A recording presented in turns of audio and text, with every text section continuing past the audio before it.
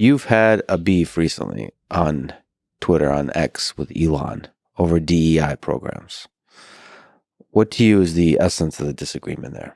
I wouldn't call it a beef, right? It's a bit of fun. Yeah, it's fun for me, right? I just, it's his platform. He gets to run it any way he pleases. He pays for that right. And so I have total respect for whatever choices he makes, even if I don't agree with them.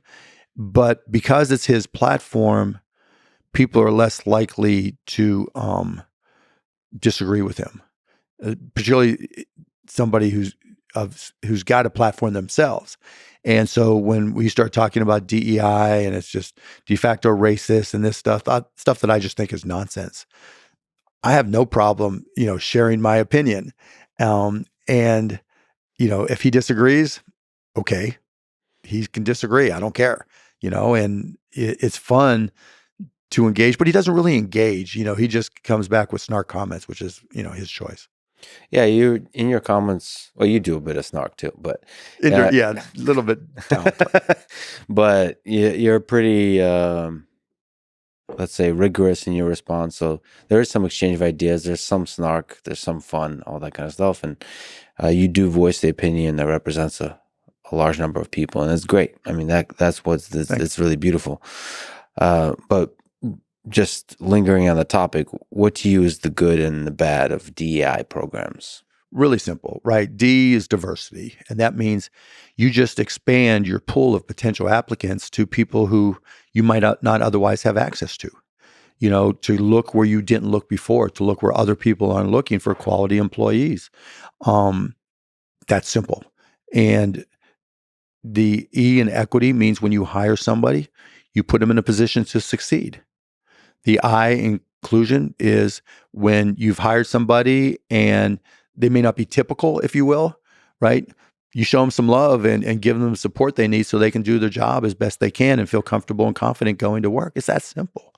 So that's a beautiful ideal. When it's implemented poorly, perhaps, or in a way that doesn't reach that ideal, do you see maybe when it's quota-based, do you see that it can result in essentially racism towards Asian people and white people, for example? There's a lot to unpack there, right? So first, you can't do quotas. They're illegal unless you're, and I'm not the lawyer on this subject, but unless you're trying to repair something that's happened in the past, like some discrimination that's happened in the past.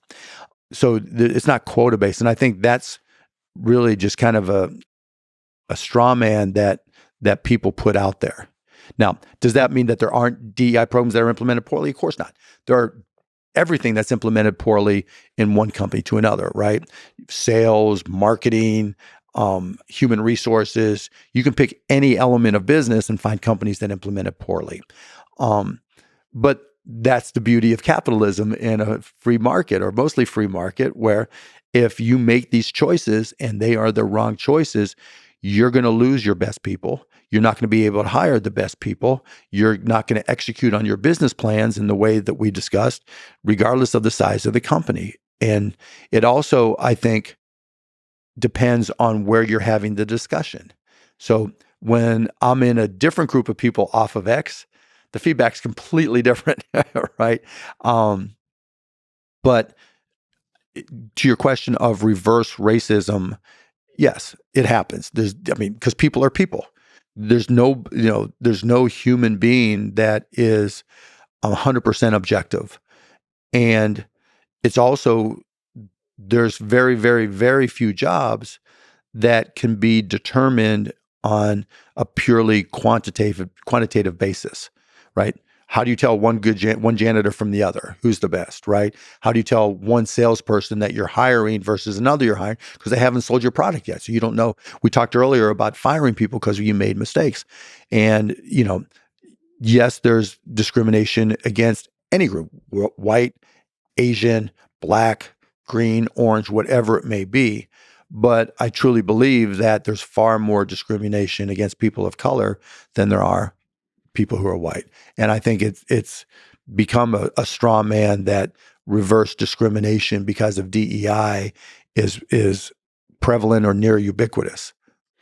Well, much of American history was defined by intense radical racism and sexism. Mm-hmm. But in the recent years, there was a correction. And I think the nature of the criticism is that there's an overcorrection where DEI programs at universities and companies are often, when they're not doing their job well, are often hard to criticize, because when you criticize them within the company or so on, they have a very strong immune system where Right.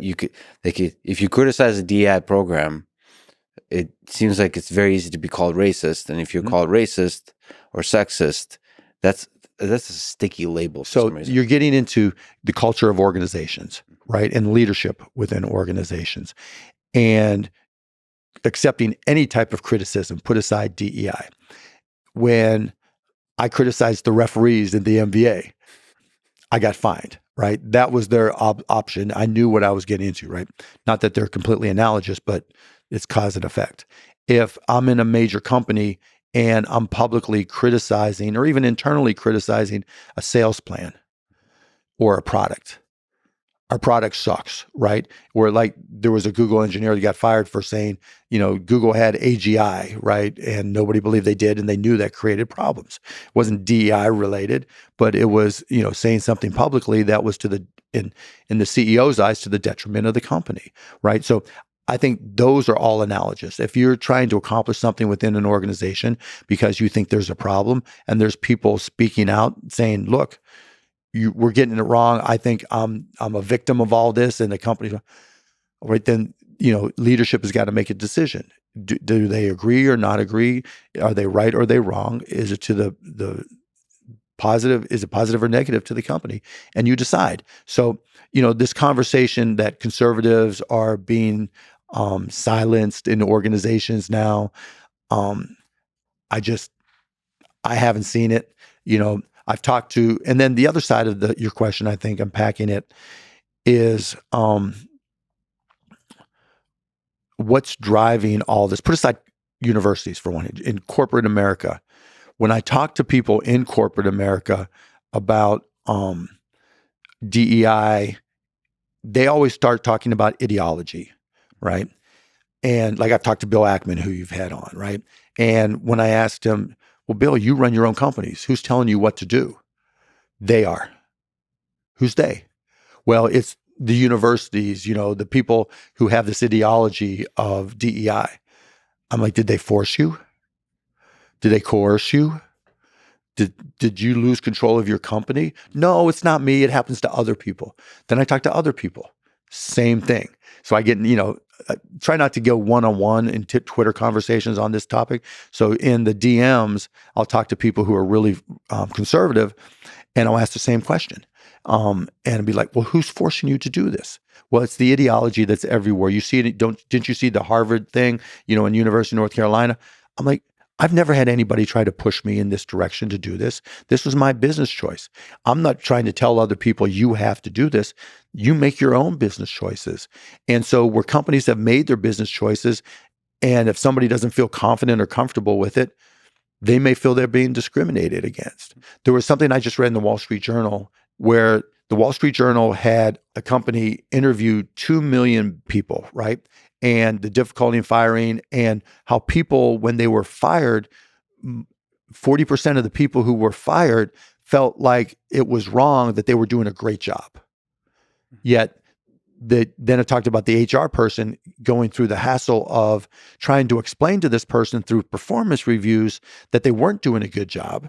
Yet the people still thought they were doing a great job despite being told they're not doing a good job, right? So I see that as being analogous to all this, this huffing and puffing about reverse discriminations and conservatives not being able to speak up, because if 40% of people who have been fired don't believe they should have been fired, there's a disconnect somewhere in how you think you're doing your job. And if you just feel like I can't speak up because of it, because of you're white and that doesn't comport well with DEI programs, a lot of things are going to happen, right? Either that's going to come up in your performance review, HR or your boss is going to have to address it in some way. It's going to get to HR at some level, and then decisions are going to have to be made. And you can't just fire somebody because they spoke up, right? Somebody's going to have to communicate with you. And so I think a lot of I just I I just don't trust the supposed volume that people say is happening at versus everything I've read and seen. And when I talk to people in positions of authority within organizations and ask them who's forcing them, to implement these ideologies, nobody says yes, that there is somebody. But on Twitter, it sounds great. It is true for conservatives, but in general, you can sell books, you can get likes.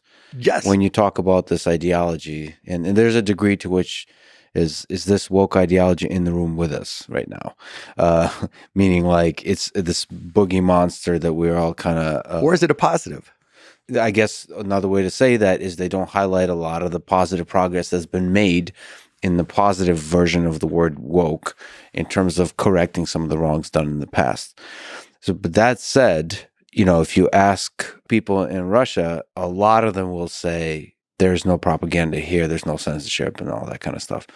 It's sometimes hard to see when you're in it that this kind of stuff is happening. It does seem difficult to criticize DEI programs, not horribly difficult, terrible. They're this monster that infiltrates everything, but it is difficult and it requires great leadership. So where have you criticized it and been condemned? Academic or academic? Yeah. Okay. Academic. Let's two different worlds. Companies and academic. Yeah. Two different worlds. But I also think it's not. I really want to point my finger at the failure of leadership, of basically firing mediocre people, like people that are not good at their job. The problem to me is DEI defense mechanism.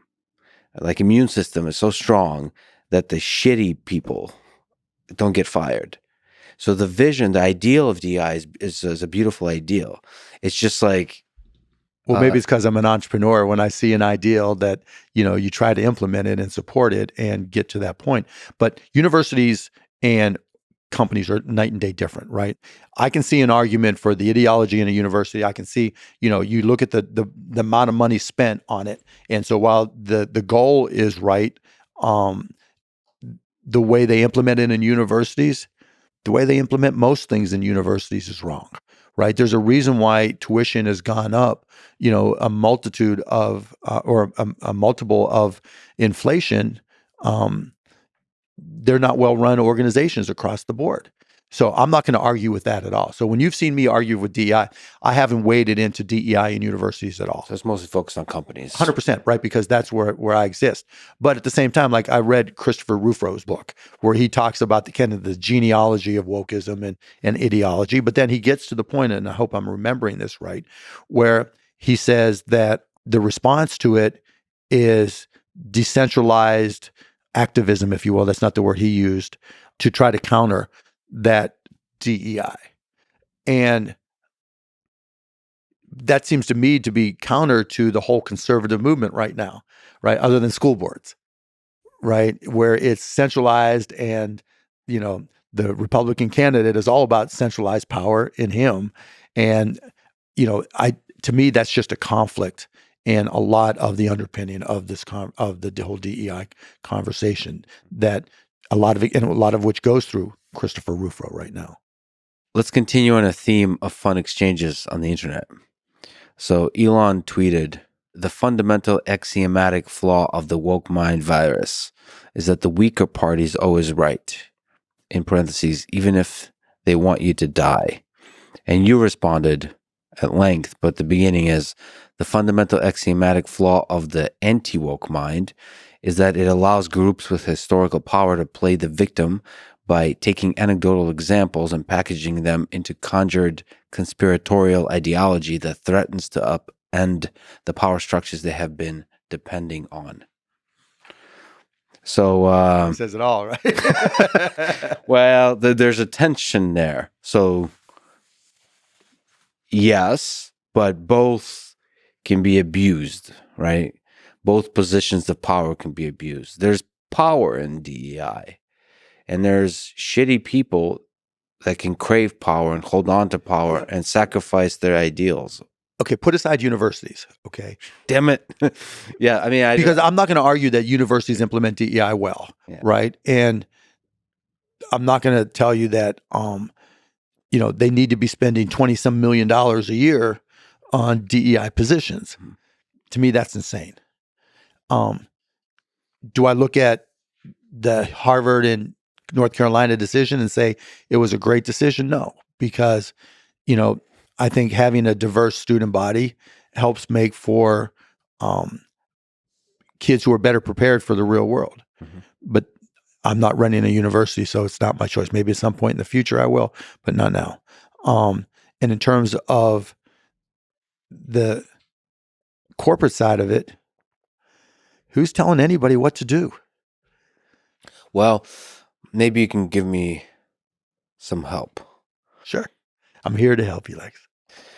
There's an example in the AI world of a system called Gemini. Yeah. I mean, 1.5 and everybody from was Google. black or whatever, people of color. George Washington was right. black. Nazis were black.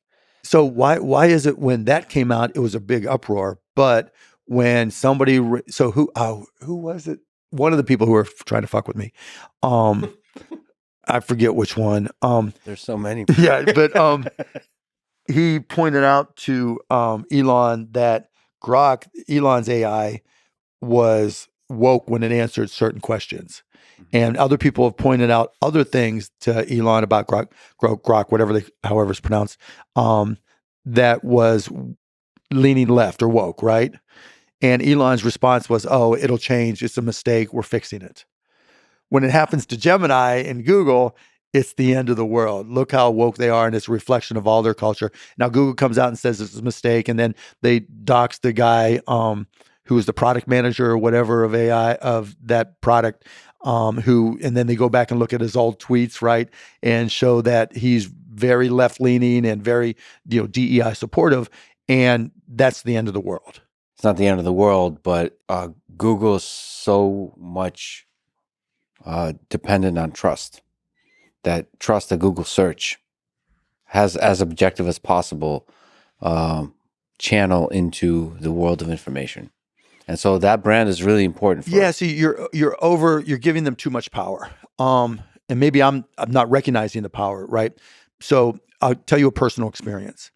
Up until a month ago, maybe, if you put in keto gummies, Shark Tank keto gummies into Google, it would show up with scammy ads, scam ad after scam ad. And I would get emails up until a month ago from elderly people asking me why the gummies weren't working and why the companies were charging all this money on a month-by-month basis when they tried to cancel.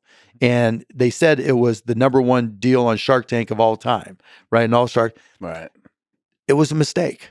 Well, there's fraud, there's mistakes, but the mistakes... No, but why didn't Google fix it? Right? This just didn't happen once, over 1 week, over 2 weeks, right? And because it was hard to fix. Yeah. As it turns out, I was working with them to try to find a fix. And we would both look at the same page. And if you were inside of Google within the google.com domain, it would show one page. If you were outside of Google, it would show another. And it took us looking at it at the same time for anybody to realize it, meaning that there's a lot of technology problems that are hard to fix. They're super complex, and we could talk about it forever with social media. The criticism towards Google, towards other companies, when they're based in Silicon Valley, there could be an ideological drift into a ideological bubble out of which the technology is created, and they could be blind to the obvious bias that's but they've got billions of customers who are not going to. So what you're saying is the free market stops with artificial intelligence, that people don't pay attention and respond, that Google doesn't listen to the responses, that people inside of Google will ignore their own best financial interest and even their own best personal interest because they know they're going to get doxxed now on by Elon and others. And so I just don't see that. And Elon's not allowed to make those same mistakes, but No. Elon's allowed to make those mistakes, but Google isn't. Oh no, Elon is 100% should be criticized for the ridiculousness of overstatements that he makes about various products. He's having a bit of fun, like you are, Yeah. also. But I also believe in the free market, but it's not always efficient. There's like a It delay. just takes time. Yeah, it's fine. So, which is why Elon is important when calling out, I think, overstating the criticism of Gemini. But Elon and others are just Gemini wasn't even a fully available public product yet. It's still a bias that resonates with That's people. the way neural networks work, though, right? That's why there'll be millions of models, because weights and biases Yes. putting together, a neural network. But no. So like the Black George Washington Mhm. is a correction on top of the foundation model Right. to keep it quote unquote sort of safe. One of the big criticisms of all the models, frankly, probably even Grok a little bit less so, is they're like trying to be really conservative in the sense of trying to be careful not to say crazy shit. Of course. Because we don't know how the thing. It's brand new and we know what happens, right? And they do it on the front end with prompts, and they try to do it on the back end with the neural networks that are underneath them, right? And it doesn't always work. And that's why there's going to be millions of models rather than just, 4 foundational models or 5 that everybody uses. Well, I guess the main criticism is you want to have some transparency of all the teams that are involved, and that this kind of, to the degree there's a left-leaning ideology within the companies, it doesn't affect the product. But that's the beauty of the free market. Yeah, that's where the market corrects it, right? And not only from the outside, because everybody is going to test it. Like when YouTube first came out, or not first came out, when after Google bought them, there used to be different commands you could give it, right? There were prompt commands that you could give it. And you could find all the nasty porn that got loaded before they kicked it off, right? Right. And it was just the nastiest shit ever. And even now, to this day, if there's some horrific, tragic event, somebody's loading it up, right? Yep. No, I know that's not direct to your point of internal influence to the output, right? But people on the outside are going to check for that now, right? It's almost like the new bug contest, right? To try to find bugs in software. And then on the inside, if it's all left-leaning and all you have is left-leaning employees because, most conservatives won't want to work there, then again, that's self-correcting as well. That's the hope, but it can self-correct in different kinds of ways. You can have a different company that competes and becomes more conservative. I mean, my worry is that it's kind of becomes like 2 different worlds where there's like... It already is. No, come on. Don't give up. Oh, I'm not giving up. So where does this go is the question. Yeah. Right. What happens next? And I mean, going back, I've been in so many PC revolutions, right, or evolutions, where porn was the big issue, right? Now we don't even talk about porn being an issue, even though, if every post on Twitter now has, link in bio for a porn post, right? We don't even think that's a negative anymore. That's just an accepted thing. And now it's become very where your politics on Twitter. But again, as you extend that and things grow, as AI models become more efficient and trainable for a lot less money, or even locally on a PC or a phone, we're all going to have our own models. And there's going to be millions and millions and millions of models, and not just foundational models. Now, maybe they're built some on open source.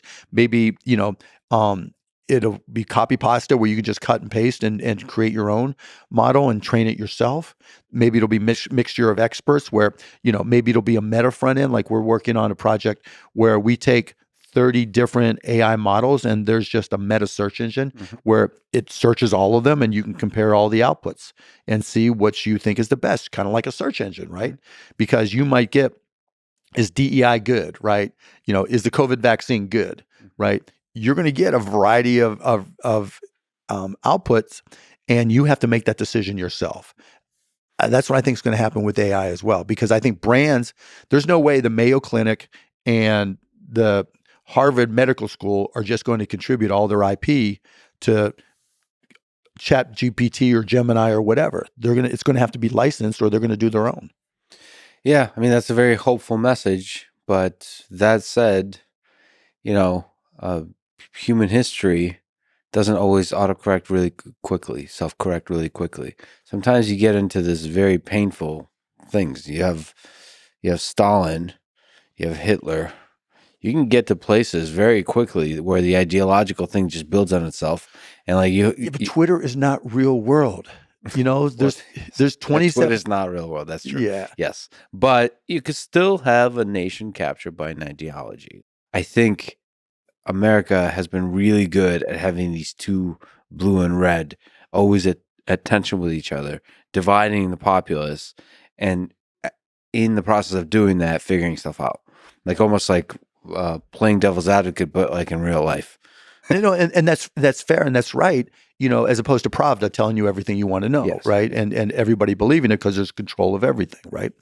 And so going back to what you said earlier, people in Russia don't think it, you know, invading Ukraine, it's you know, a lot of them see it as a positive, right?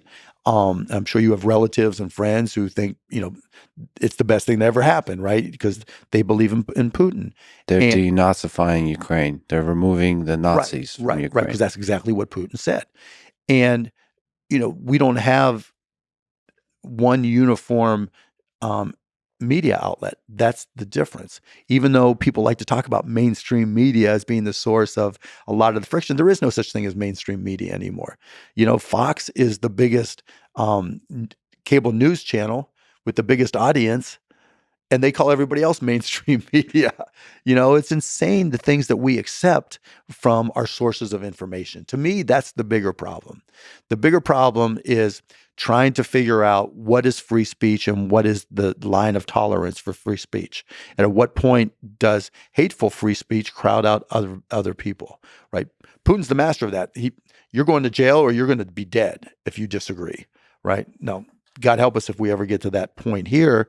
But the person who controls the algorithm controls the world, right?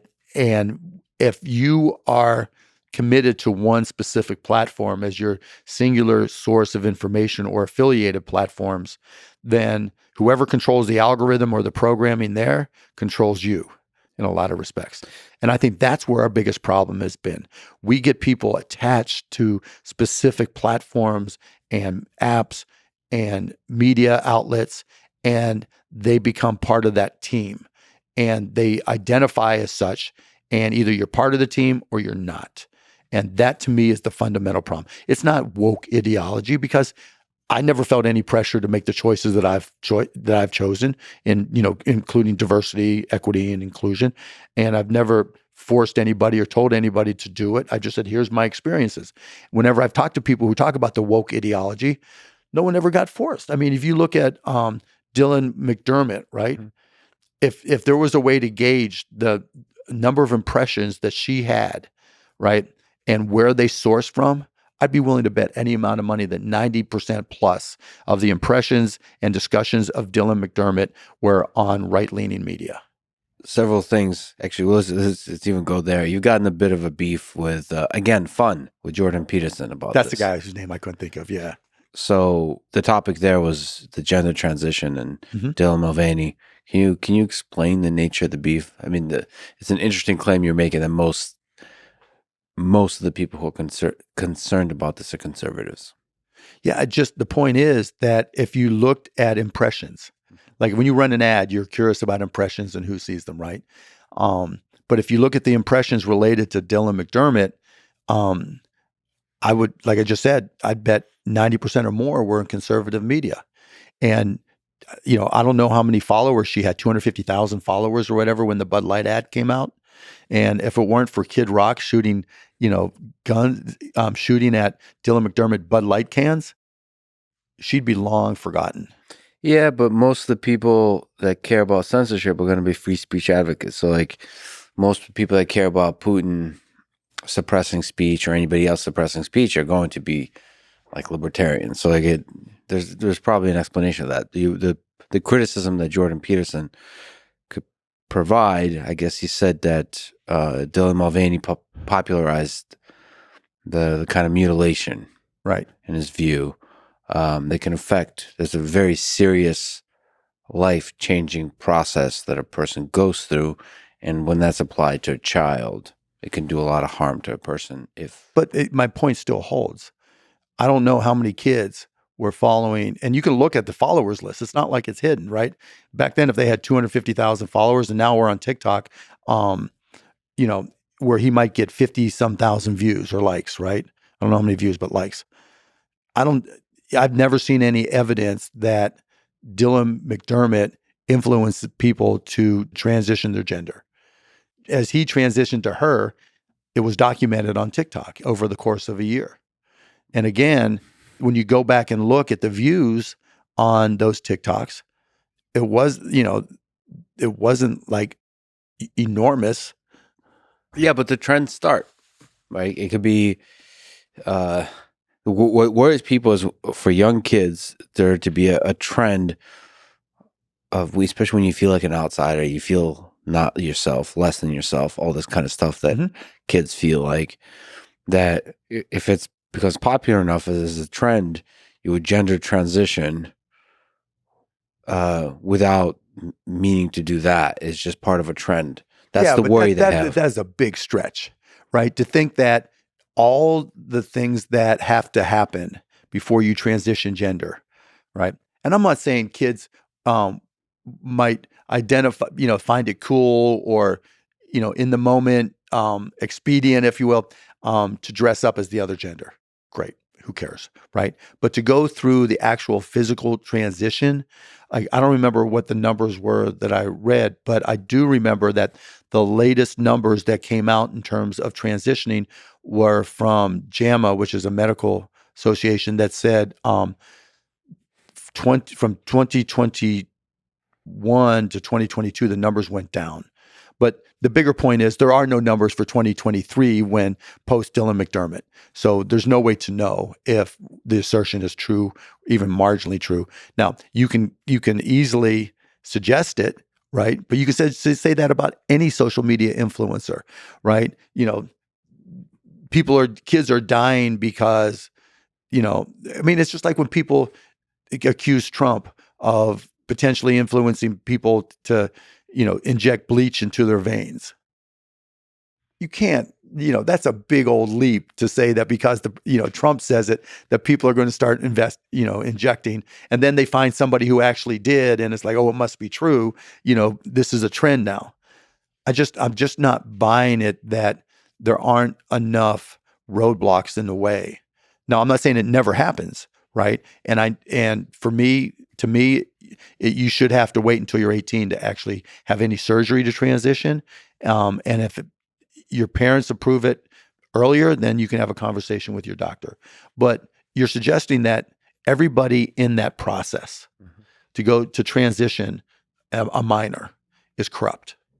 That the doctor, the sociologist, the psychologist, all the people involved, the hospital where the surgery is happening, the insurance company that's paying for it, they all have been corrupted by this trend. I just don't see that. Well, not corrupted, but people, it's back to the DEI thing. There could be pressure, and we're pressure to operate. So think about all the people who have to be complicit to do an operation. But it's not complicit like evil complicit. It is evil complicit, right? Because in hospitals right now, they won't perform abortions because of state law. In Alabama, they stopped IVF treatment immediately after that ruling by that judge, right? The QAnon judge. To think that they're not going to pay attention to the possible consequences of being the hospital that does transgender, that gives doctors operating rights there, and not be aware of the risks associated with it and double check. To me, that's just insane. They're risking their entire business and livelihood and personal relationships for not checking that this 14-year-old, boy who wants to be a girl or vice versa is there waiting for surgery. That I just don't see that. In America, yes. But if we look at humans in general, and Jordan Peterson, I think, unjustly, incorrectly brought up Auschwitz. Yeah, that was ridiculous. But if we look, to me, World War II is a very interesting time. It does reveal a lot about human nature, and that humans are able to commit atrocities without really speaking up. the point I want to make is that when you're in this situation where everybody is around you is committing an atrocity, you can be sort of the good German, Yeah, but and I the mean, human nature is such that you can but do that horrible is things. in a time of war. Yeah, but it's still human nature. It's It's interesting in a to time remember that. of war when you feel like there's nationalism, patriotism, everything that comes up. Russia, right? The moms of the kids sent to Ukraine who didn't come back in Russia feel certainly different than the everyday Russian who's just taking whatever information that's available from a unified, controlled media. Yeah. But, we should remember human nature. It's interesting. I'm not We could dismissing human nature at all, but there's a difference. I think that human nature, self-preservation, influences those decisions. There's nothing about self-preservation involved in DEI, wokeness, transgenderism to compare it to Auschwitz. That's insane. Yeah, well, that comparison is almost always, probably always is insane. Yes. Comparison between anything and the Holocaust. I agree. I think there's a name for that rule, but once you bring up Hitler, the conversation ends. Goes away. I do appreciate you bringing up Trump and Bleach as an example. So continuing on fun exchanges between you and Elon, you said if they were having Biden's last wake and it was him versus Trump and he was being given last rites, I would still vote for Biden. To which Elon replied, caricaturing you, if Biden were a flesh-eating zombie with 5 seconds to live, or upon being reelected, Earth would plunge into a 1,000 years of darkness, I would still vote for him. That's basically quoting you, but in a caricature. And you responded, while I have your attention, wanted to say thank you. Your consultants at Tesla followed up about using cost-plus drugs, about which we'll talk about, to save the company money. Truly appreciate it. And in parentheses, my limit is 300 years of darkness. Very well done, Mark.